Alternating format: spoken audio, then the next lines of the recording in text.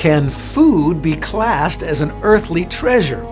Hi, I'm David's servant, and this is HeavenWord TV.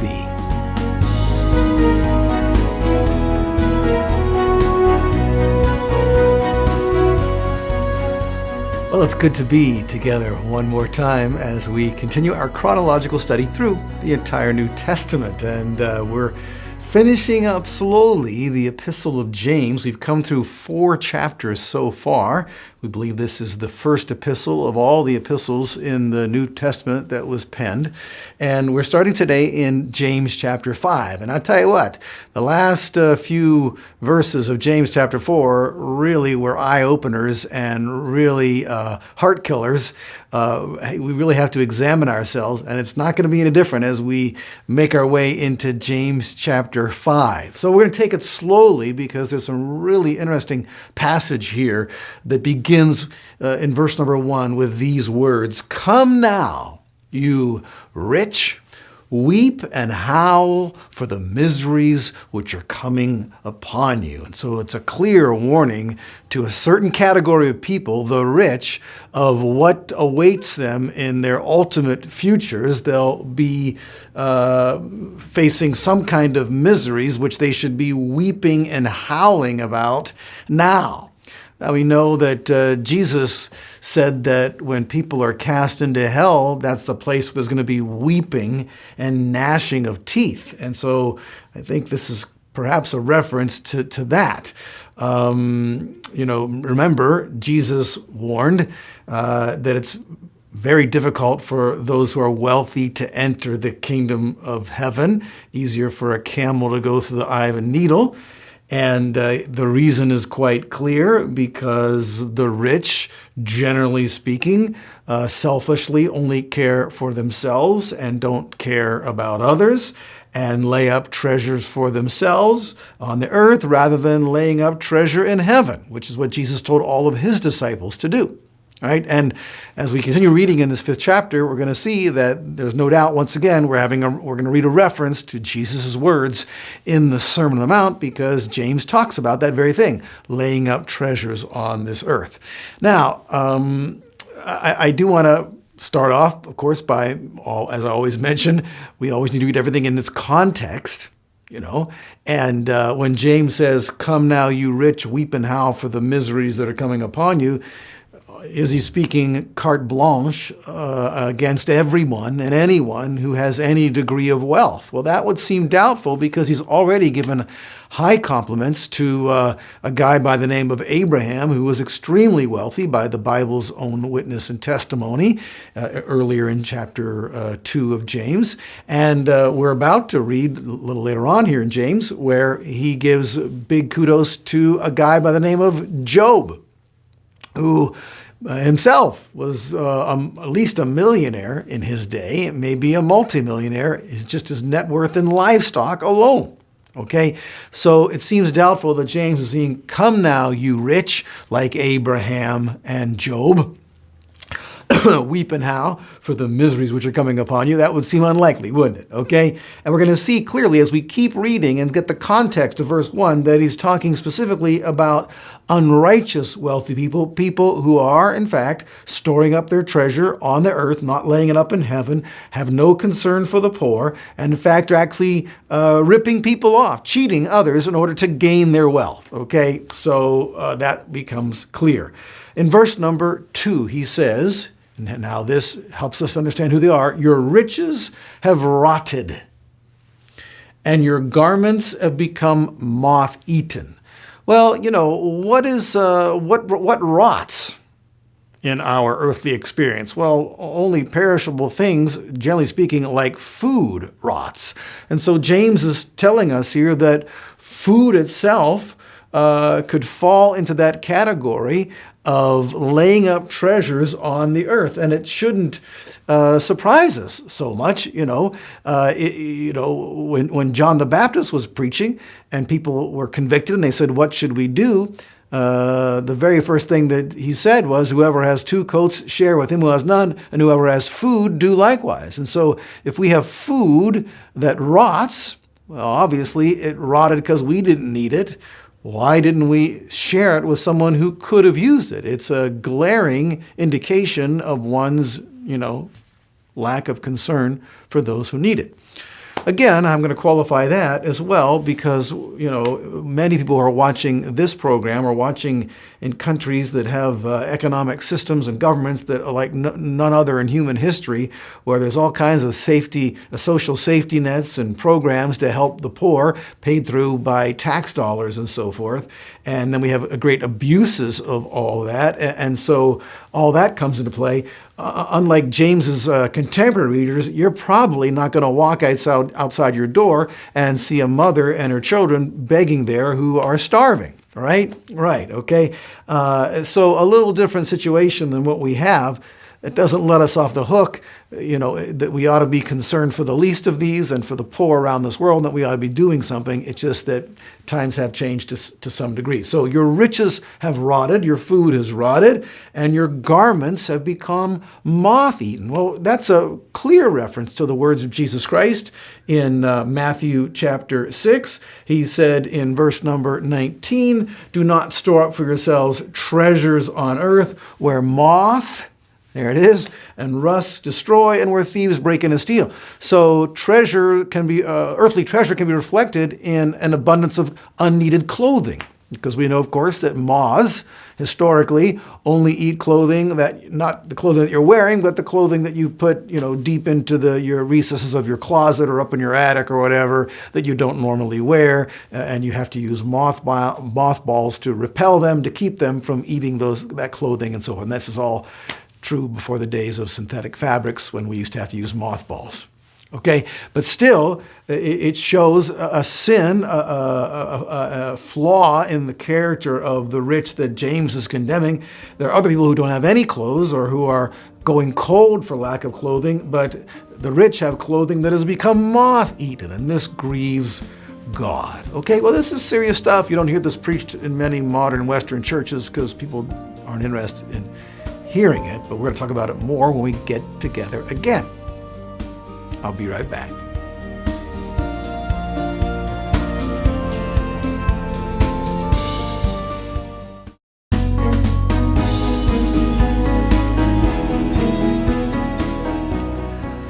All right, we're in James chapter 5, reading James's very hard-hitting words to the rich. And it's really an elaboration of a theme that he began early on in this epistle. You may remember way back in James chapter 1, in verse number 9, James wrote, "But let the brother of humble circumstances glory in his high position. And the rich man is to glory in his humiliation, because like flowering grass, he will pass away. For the sun rises with a scorching wind and withers the grass, and its flower falls off, and the beauty of its appearance is destroyed. So too the rich man in the midst of his pursuits will fade away." And I said back then when we read that the first time that it seems reasonable to conclude that most of James's contemporary readership was in the former category of the humble circumstances, the brother in humble circumstances. They had been dispersed abroad because of persecution, so naturally that doesn't boost them economically. It hurts them in a major way, and naturally they're tempted to feel bad at those around them who are not being persecuted, who seem like everything's going well for them and they're getting wealthy, but these people don't know the Lord. And so James tried to put it in perspective. Look at the final result. You're on the right track following Jesus. So that theme continues in chapter 5, and James comes down very, very hard on the unrighteous wealthy, not the righteous wealthy like Job, whom he'll mention, or like Abraham, whom he did mention. And he said, as we read in verse number 2, "Your riches have rotted and your garments have become moth-eaten." We continue in verse 3, "Your gold and your silver have rusted, and their rust will be a witness against you and will consume your flesh like fire. It is in the last days that you have stored up your treasure." Well, if that doesn't give us a clue as to where he got this from, nothing will. Jesus is the one who coined that whole phrase, I believe, don't store up for yourselves treasures on this earth, but store up for yourselves treasures in heaven. We do that, of course, by dispossessing ourselves of earthly treasures, and then they are transferred to heaven and wait for us there as heavenly treasures where we can never lose them. And anytime I read those words, I'm always inclined to remember the words of martyred missionary Jim Elliot. He is no fool who gives up what he cannot keep to gain what he cannot lose. Okay, so take an inventory of all that you've got, and if you are apt to have rotting food lying around, maybe you should be thinking about better stewardship when it comes to your food dollars, and only buy what you need to eat. If you do find yourself with excess food, then find someone to give it to. Again, in our rich culture, it's very hard to find people who are in that category. You can drop it off at a food bank, and they're doing that kind of thing. But there's reason to wonder whether that's ultimately the best. And in any case, we all agree on this, right? That it's so much better to have everybody participating and productive in an economy rather than dependent upon handouts. Okay, and handouts can very well, continued handouts through organizations and government agencies certainly perpetuate the problem more than they do solve the problem. And so how much better it is to have that one-on-one accountability when you give food directly to a person that you care about and showing your love for them. But again, you're not going to walk out your door probably and see somebody who's begging today. Anyways, take a look at your inventory of your food. Take a look at your inventory of clothing. Right? If you're a slave to fashion, you're going to have a lot of clothes piled up in the recesses of your closets, and it could be that money could be better used by buying stuff that stays in fashion and rather than following all the fads, and using that money to help clothe the naked. Because Jesus is going to say one of two things to everybody one day. Either I was naked and you clothed me, or I was naked and you didn't clothe me. And he's going to say one of two things. Either I was hungry and you fed me, or I was hungry and you didn't feed me. So, these are issues. Most of us, food and clothing are such minor concerns to us because we're so wealthy, but much of the world, that's a real focus for them. That's why Jesus said to his very impoverished audience in the Sermon on the Mount, don't worry about what you will eat and what you'll put on, because those are the things poor people are worried about. He says, but your Father will provide for you. Okay, so those of us who have so much that never enters our minds that we're not going to have enough food or clothing need to really take a step back and see if we can't scale down, dispossess, lay up less treasure on this earth and lay it up in heaven. And that treasure can be defined not as just gold and silver and precious stones and so forth, like we always think of treasures, but as fundamental a thing as food and clothing, according to James and Jesus in these passages we're considering. Okay? Food for thought. How did these rich guys who James is condemning get so rich? Well, here's one way. They ripped off poor people. Verse number 4, behold, the pay of the laborers who mowed your fields, and which has been withheld by you, cries out against you. And the outcry of those who did the harvesting has reached the ears of the Lord of Sabaoth. And so, that helps us to understand exactly the kind of rich people that James was condemning. There's nothing wrong with earning money in a legitimate, God-honoring fashion as long as you're not using it to disobey God and do things like lay up treasures on this earth. Okay? Job was a case in point. He made a lot of money, but he took care of a lot of people. All right. So, James is condemning those who make their money illicitly and then on top of that, use it for their own selfish ends. And that is to be decried. Okay. So how can we apply verse number 4 to us? Well, we'd ask us, how am I making my money? Am I partners in a company that is deceptive and dishonorable in their business practices? Well, then I'm partnered with evil and I need to either address those issues to the management or be looking for another job where I can work for some people that are God-honoring. Okay, more to say about that when we get together next time, right? So, I'll be right back.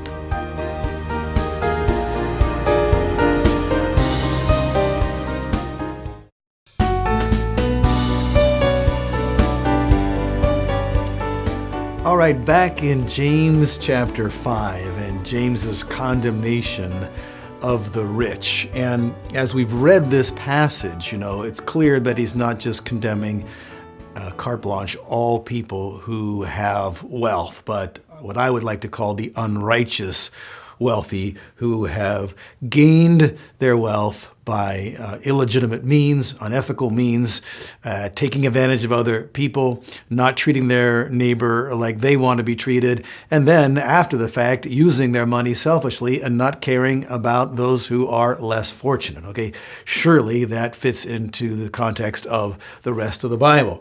And James exposes one primary way, apparently, that the rich during his time were getting rich. They are hiring laborers to work in their fields to harvest their crops, but then they weren't paying them. And so, that is terrible. I mean, you talk about exploitation of the poor. That's, at the top of the list there. What can we learn from it? Well, hopefully we don't have to learn from that. I hope I don't have to say to anybody watching now, if you hire somebody and they do the job for you, make sure you pay them. I mean, goodness gracious, that's, ethics 101. However, there are other more subtle ways that the poor are exploited and people are exploited and people make money off the exploitation, and many Christians are either unaware or blissfully ignorant of these things. I'll give you one example. When you invest money into a mutual fund, which is a basket of companies, usually 20, 30, 40, 50 companies per mutual fund, picked by the mutual fund director, you're in partnership with every single one of those companies. You're helping to make it possible for them to do whatever they do. And so within that mutual fund, if there are companies that do things that God hates, you're helping those companies do things that God hates by investing in them. And then worse yet, you're profiting, if they're making a profit, from those companies doing things that God hates. Right? Okay. So the companies you're part of are exploiting poor people in third world countries, through slave labor in garment factories. Well, you don't want to be a partner with them. You don't want to have any part to do that. And so I don't know. I just advise Christians, to look for socially conscious mutual funds if they're saving for their retirement or something, or for some legitimate purpose, or to invest in just huge stocks in businesses and that aren't producing anything that God would hate. Okay, and there are plenty of legitimate businesses. And again, you're not responsible for all the decisions of all the people within every business that you might own a stock in. But boy, if they're clearly producing a good or a service that is evil, well, you don't want to be part of that. Okay, and there's lots of evil out there to be aware of. So if you're going to be an investor, be an educated investor. Probably the best thing of all is just lay it all up in heaven. Then you don't have to worry about it. But even that, you need to be an educated giver as well, lest you just waste your money giving it to con artists. Okay, and perpetuating poverty by your goodness. All right, so now we're back in James chapter 5, and let's keep on reading here. After he condemns them for their illegitimate way that they were gaining their money, he said, you have lived luxuriously on the earth and led a life of wanton pleasure. And so again, your standard is so much higher than everybody else. It's characterized as luxurious living and wanton pleasure. You're not even having to work because, you got your field, you hire the laborers one day and you sell your crops, then you don't pay your laborers and you just sit around and eat grapes, on your couch. God hates that. Okay. And he goes on, you have condemned and put to death. Oh, I'm sorry. I skipped one clause. You have fattened your hearts in the day of slaughter. What a picture that is. Verse number 6, you have condemned and put to death the righteous man. He does not resist you. And I don't know if that's a reference to what he was just talking about, how you haven't paid your laborers, but that's a way of putting people to death, isn't it? You hire people and you work them hard and then you don't pay them. Well, that's a slow murder, isn't it? Okay, and perhaps there's more implied by that. James had earlier on said, is it not the rich who blaspheme the fair name by which you have been called, and they personally oppress you and drag you into court?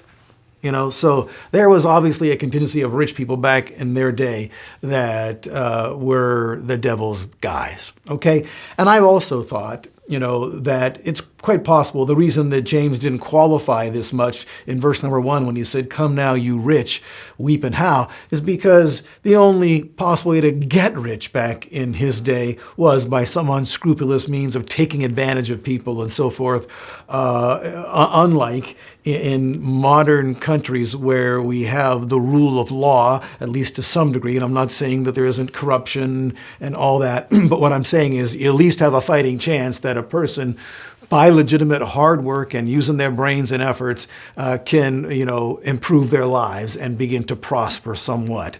And I think it's quite possible, in fact, I think I'm almost positive of this, that certainly wasn't the equivalent of what we would have had back in the ancient world.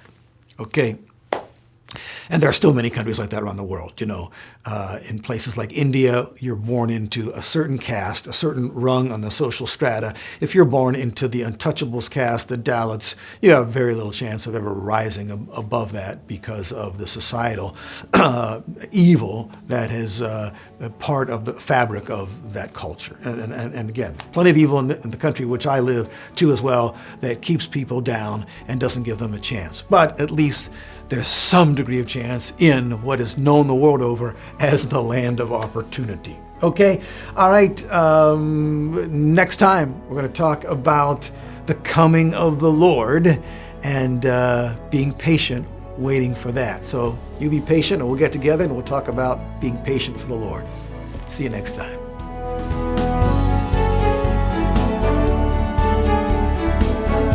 Visit us online at HeavenWord.tv to view this and every episode of HeavenWord TV for free.